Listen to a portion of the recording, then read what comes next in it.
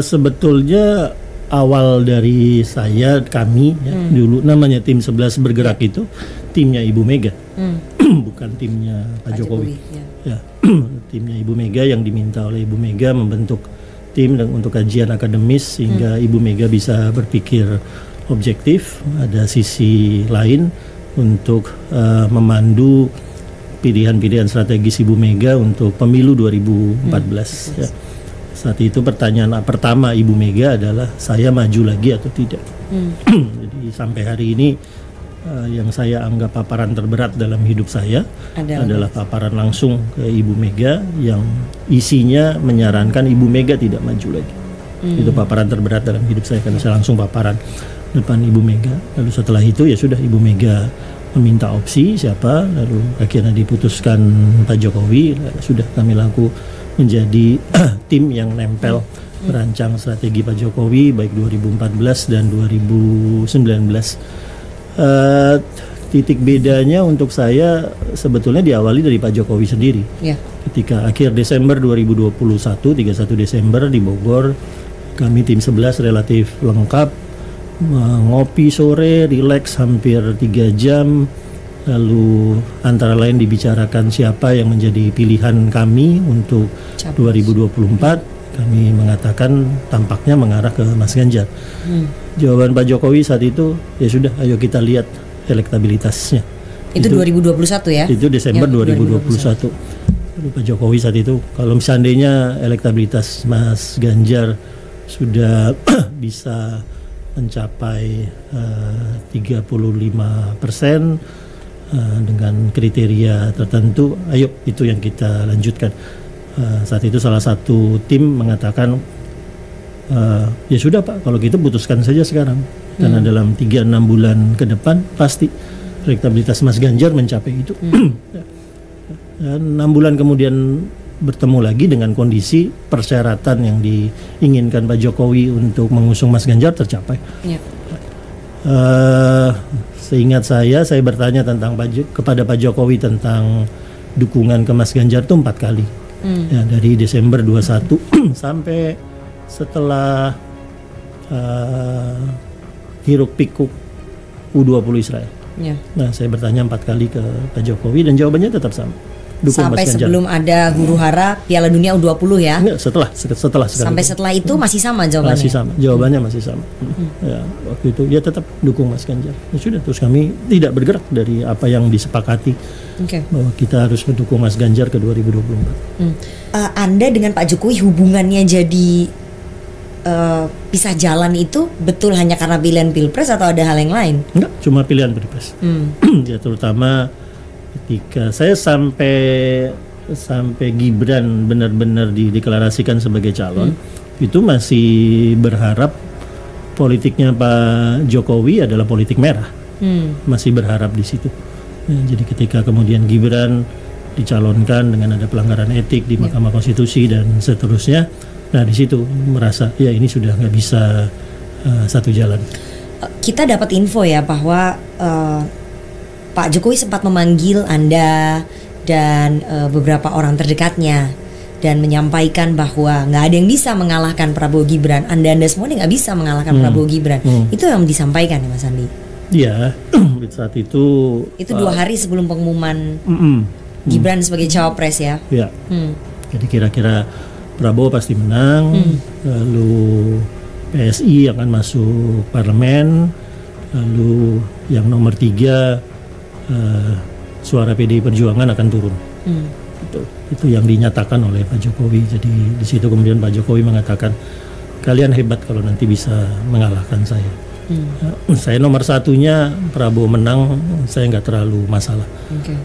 Masa PSI, masalah? Serius saya nggak terlalu masalah. PSI masuk parlemen, Anda juga parlemen saya juga nggak terlalu masalah. Tapi ketika Pak Jokowi mengatakan suara PDI Perjuangan turun, nah, di situ saya masalah. Karena saya mengatakan, loh Bapak masih kader dalam hati ya, Bapak masih kader. Kenapa kemudian membuat rencana untuk menurunkan suara partai sendiri? Nah, di situ kemudian ya saya harus beda. Pada saat itu Anda menyampaikan langsung ke Presiden? Saya diam saja. Oh, diam aja. Saya diam saja, mendengar terus selesai, ya udah saya pulang. cenderung tidak mengatakan apa. Presiden nggak menyampaikan alasan ya kenapa beliau menginginkan 3 hal itu tadi. Berarti menurut Mas Andi Pak Jokowi berubah ya? Ya, berubah signifikan. Ya. Dari yang pertama kali Mas Andi kenal dengan sampai sekarang ini, menurut Anda Pak Jokowi berubah? Walaupun saya tahu bahwa Pak Jokowi itu bukan orang yang memegang ideologi Trisakti Bung Karno misalnya untuk menjadi dasar membuat kebijakan. Nyaris tidak pernah digunakan jargon-jargon itu. Ya, jadi saya selalu wanti-wanti ke teman-teman di 2014 waktu saya seskap gitu ya. Jangan sering-sering menggunakan kata nawacita. Pak Jokowi dalam rapat-rapat kabinet tidak pernah menggunakan kata nawacita. Sama dengan poros maritim dunia, sama dengan misalnya revolusi mental, dan teman-teman relatif jadi itu hanya jargon aja. Itu jargon yang memang dirancang untuk memenangkan pemilu. Setelah itu?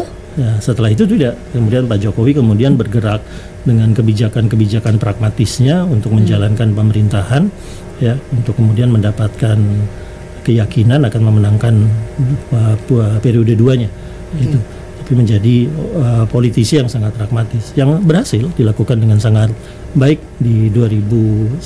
Tapi memang Pak Jokowi bukan orang jargon dari awal. Ya, bisa dilihat di rapat-rapat kabinet atau di pernyataan-pernyataan beliau, begitu satu jargon dikeluarkan cenderung tidak akan digunakan lagi oleh Pak Jokowi.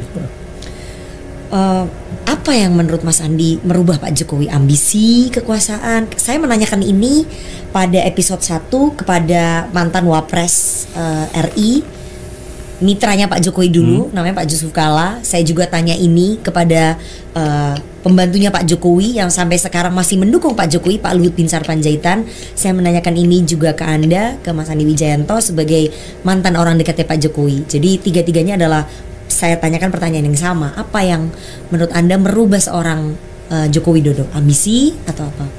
Saya menduganya personal ya. Jadi satu, pasti bukan ideologi. Karena begitu memutuskan tidak mendukung Mas Ganjar, tidak bersama PDI Perjuangan, kecenderungannya ada di 02 karena ada Mas Gibran di situ, ada PSI di situ. Pak Jokowi tidak mengeluarkan statement-statement yang kemudian bisa kami nilai, oh ya Pak Jokowi tidak lagi Trisakti. Pak Jokowi misalnya cenderung mengarah ke liberal, ya, atau Pak Jokowi cenderung mengarah ke spektrum kanan, tidak kelihatan.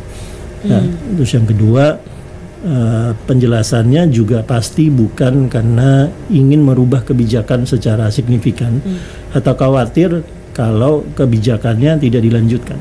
Ya, karena kalau misalnya khawatir kebijakannya tidak dilanjutkan, pada dasarnya platform yang dimiliki oleh 03 baik dalam visi misi ataupun dulu ketika kami bersama Megawati Institute diberikan kesempatan oleh Pak Jokowi untuk menghadirkan menteri-menteri untuk menyusun visi misi, ya itu dalam kerangka ayo kita teruskan apa yang sudah dilakukan oleh Pak Jokowi. Jadi juga bukan tentang keberlanjutan, karena akhirnya antara 02 dengan 03 arah keberlanjutannya, arah meneruskan programnya mirip-mirip. Ya, jadi pasti ada hal lain yang bukan ideologis, ada hal lain yang bukan disebabkan oleh perubahan kebijakan strategis. Personal apa nih maksudnya Mas Andi? Ya, itu yang saya nggak tahu.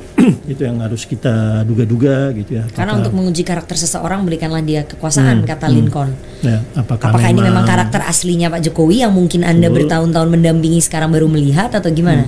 Ya bisa itu idiosinkratik ya. Nah kalau idiosinkratik itu memang sesuatu, kalau ilmu politik pembuatan kebijakan biasanya yang paling akhir dinilai, dan ini yang biasanya paling susah untuk dinilai. Idiosinkratik itu bisa karena memang kepribadian, bisa juga karena pengaruh kelompok kecil di sekelilingnya, pengaruh keluarga di sekelilingnya.